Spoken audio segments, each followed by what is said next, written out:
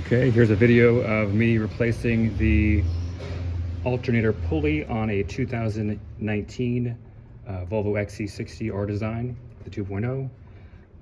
The spacing here is very small between the pulley and the frame.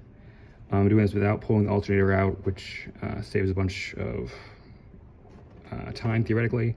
If you know what you're doing, I had to cut the hold bit. There's a bit here to hold the alternator pulley. I had to cut a huge notch on that to get the 8mm Allen wrench in.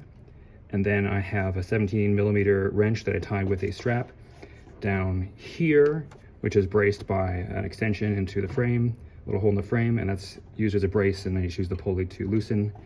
The alternator, the serpentine belt tensioner is braced up with this little Allen wrench through this hole here at the top of it. I have a 19mm wrench. You can't really see it, but behind here there's a space for the pulley to receive a 19mm open socket wrench. I have the end of that wrench tied to the strap. I just pull on here to pull tension off. This, I think, if you had the parts ready and you knew what you're doing, it would save you a lot of time.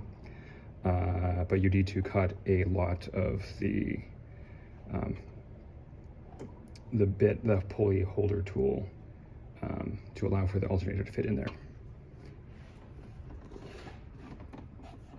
So I'll zoom in here. This is how it's working.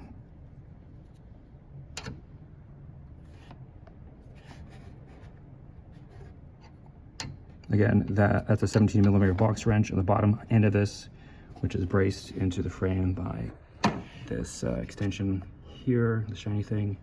It goes at the bottom of the wrench.